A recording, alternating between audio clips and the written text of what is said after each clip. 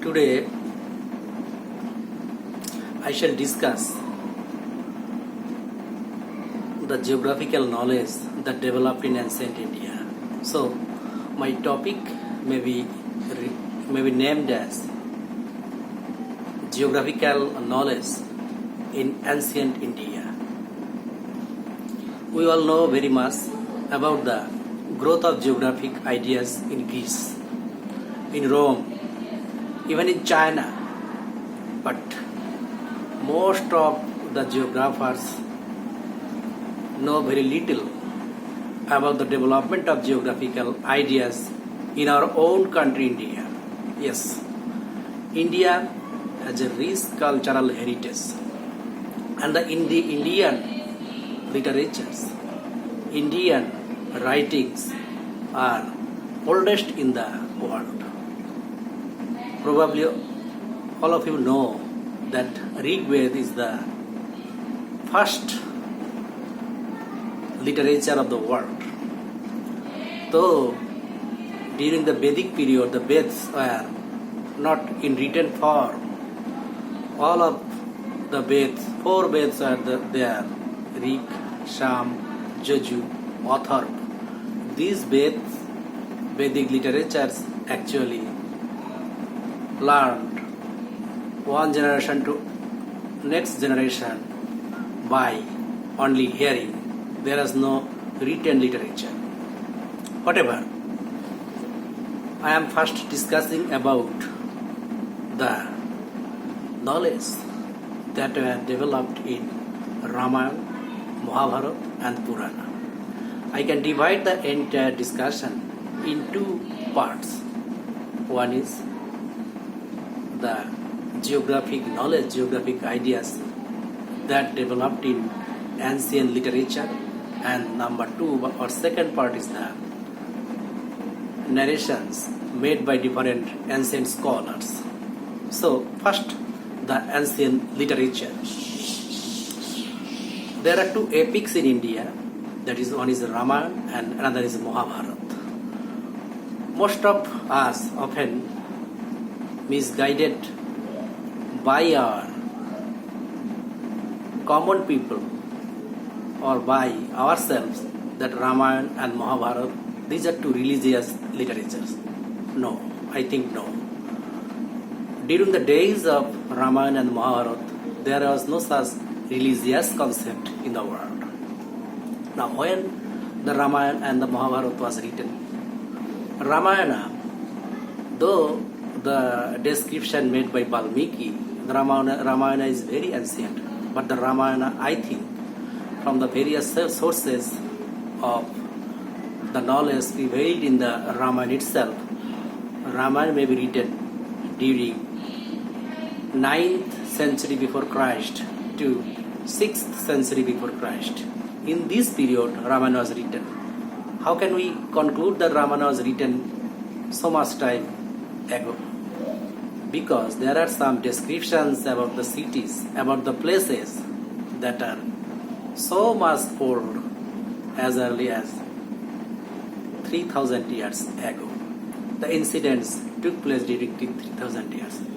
Though the concept, the descriptions made in Ramayana, most are mythological, most are not based on scientific cause and causation relationship, but there are some geographical knowledge that developed, that written in Ramayana.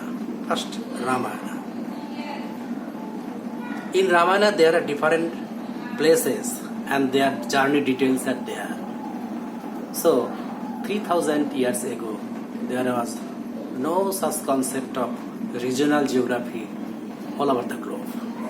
But in Ramayana there are mentions of some places and there are journey details of Rama, Seetha, Lakshmana, Hanuman, Angad and the different other characters of Ramayana itself.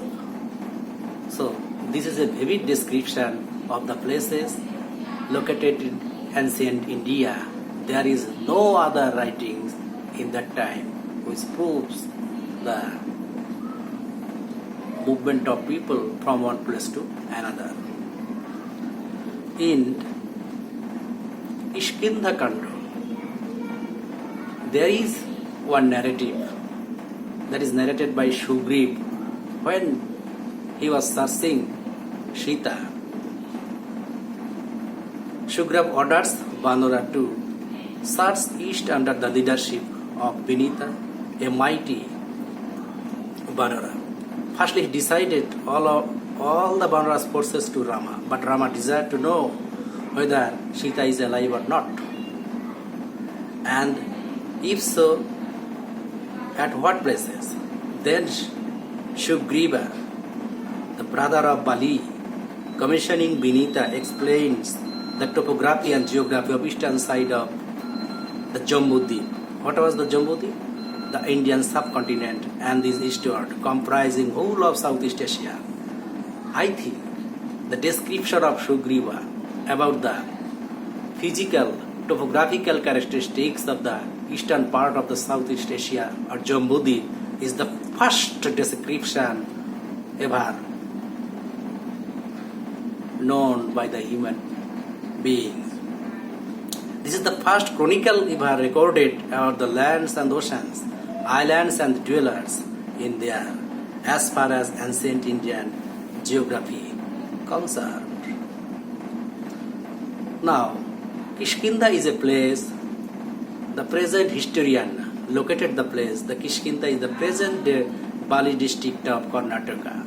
As per Ramayana, the Kishkinda was ruled by Sugreeva and inhabited by the Hanumans. Next, the so-called Rama Setu. We know there is a bridge between Sri Lanka and Rameswaram, the place located in southernmost part of India. As per the description of the epic, Seetha was stolen by great Ravana. Ramchandra tried to rescue Seetha from the place of Ravana, but it was very difficult to arrive Lanka, that is the present Sri Lanka. In that time, a setu was built from the southern part of India to Sri Lanka. I think this description is not true. It is not possible to build a setu in between Rameswaram and Sri Lanka. But there is such formation beneath the sea from Indian southernmost part to Sri Lanka. Present geological evidence shows the structure is actually a limestone shore, the outcome of natural processes. But my question is that how the incident that there is a geological formation, whatever the formation that is there under the sea, how far the people in that time, in the age of Ramayana, knew that. I think the author of this book, he knew that there is a formation. That is why he narrated such a way.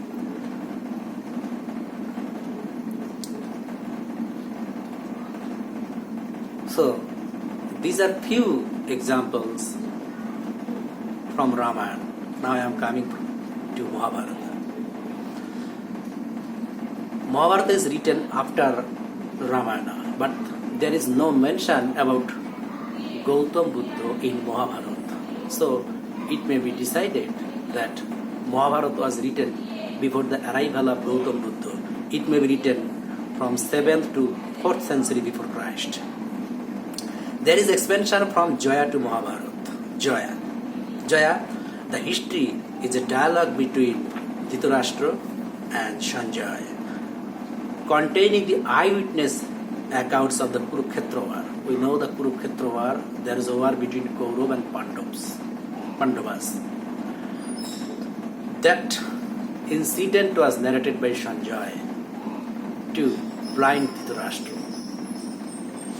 In the present day, it is very difficult to think about that, but it was narrated in the Mahabharata.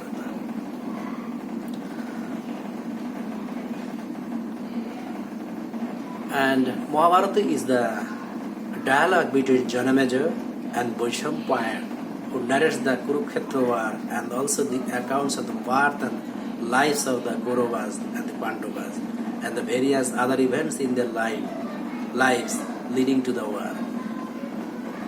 In this narration, there are so many travel history, traveling literatures, how the Pancha Pandavas conciled themselves, how they travel from one part to another. There are such travel histories, there is such narrations in Mahabharata. In that time, such type of historical description is truly preserved in Mahabharata. In the present day, there are polarization in the political conflicts. We know in First World War, in Second World War, there are polarization of powers. There are two divisions of powers and there are alliances. So this is a very crucial part of our political geography. In Kurukshetra war, there are political polarization of Kauravas and Pandavas. The Pandavas part was consisting with Magad, Kashi, Koshala, North Panchal and Chedi. And the Kaurav part was formed by Madra, Kaikeyi, Sindhu, Saubira, Bhuja, Dakkinapat and Andhras. So this may be the subject matter of political geography and research may be done. There is clear concept of summer and winter solstice in Mahabharata. When Bhishma died, he denied to die actually because of summer solstice in that time. He expressed that he should die when winter solstice begins. So there is clear concept of summer and winter solstice in Mahabharata also. Next, we know about the artesian well. Artesian well that was discovered first in France. A well in half moon shape under the ground.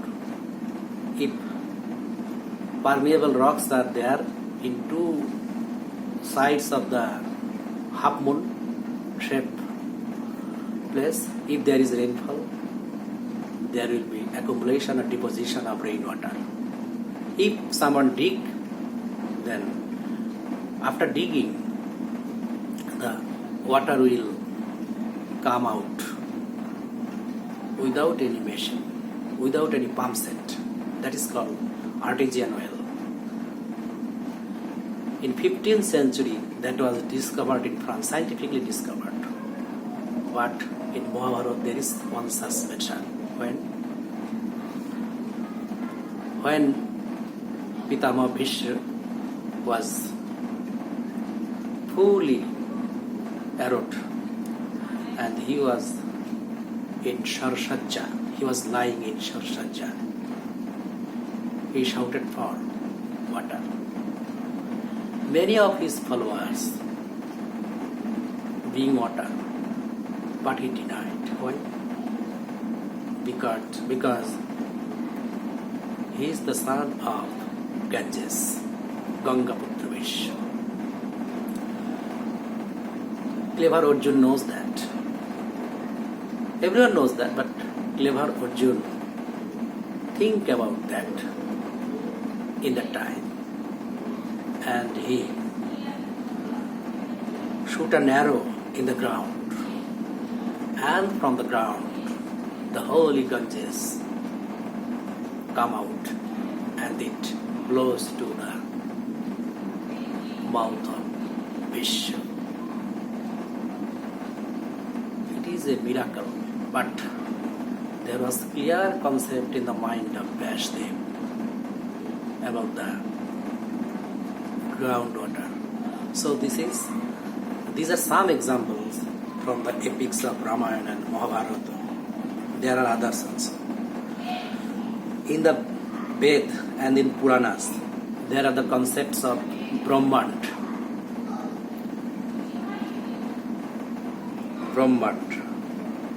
that is, here is the whole universe. There is concept of earthquake, that is called Bhukampo. There was also concept of gravitational force as a name, Gurudhakarshan. In Puran, Brahmanda is divided in 7 parts.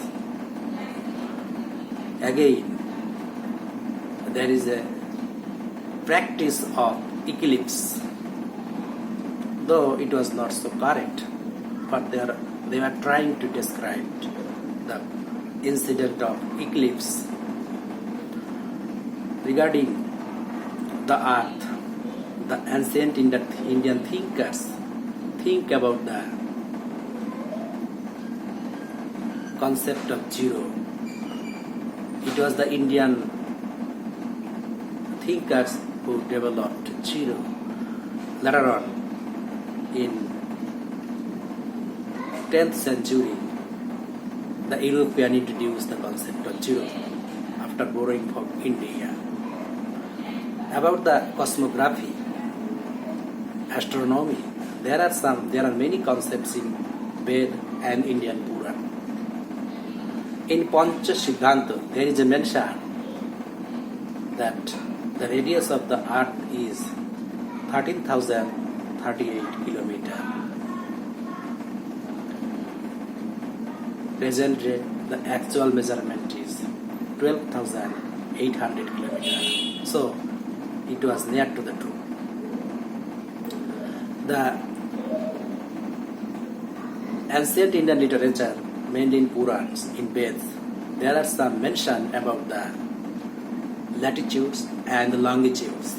The Indian thinkers thought that prime meridian travels to Ujjain, a ancient central, that is Ujjain. We know that prime meridian is not fixed. Equator is fixed, but prime meridian may be considered anywhere from in the globe. Though now it is considered that prime meridian is passing through Greenwich. But prime meridian is arbitrary. About the regional geography in India, there are many mentions. That is, Indian thinkers called dwiipa. There are 7 such dwiipas like Jambuu, Kusha, Plaska, Pushkara, Solomali, Kraunsa, and Sakadipa. The name Bharatvarsha implied from the Afghanistan to the Burma. That time India is so big. In Purana there is a concept of union government, that is Yuktarashtra. That concept was there. There are so many small kings. By union of this, there was Bharatvarsha. Now I am mentioning some scholars who contributed the concept of geography. Those geography was not there. Varahamihir is well known for his book Brahit Sanghita. That is actually called Encyclopedia in Astronomy. Then there was Brahmagupta, who practiced mathematics and astronomy. He measured the perimeter or periphery of the globe, about the gravitational force, about the flowing of rivers. He has much concept. There are earlier scholars. The famous person who is very much famous, that was Aryabhatta. He was a student of Nalanda University, and he was also a teacher after studying of Nalanda University. His book Aryabhatya is so famous that during 13th century that book was translated in English in Europe, and after the translation of this book, whole world knows how to measure the area of triangle, how to measure the area of sphere, etc. etc. That is actually a book of mathematics.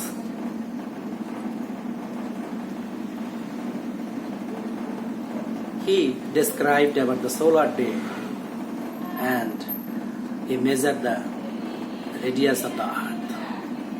There was another scholar, that is Bhaskaracharya. He was a famous mathematician.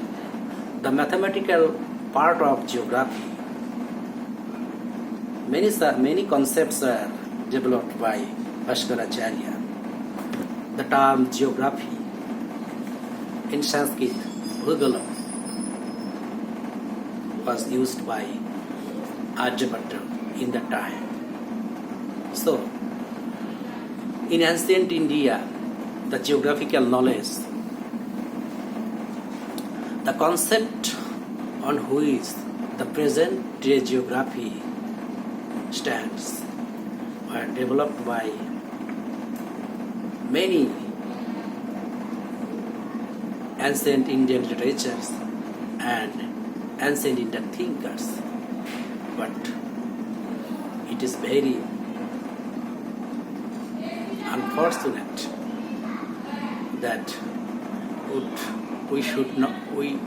we are not habituated to nurture such ideas that was developed in our country. We are very much familiar about the concept of Greece, Rome, all other European countries and United States of America. But in our country, many such geographical knowledge are developed. We should practice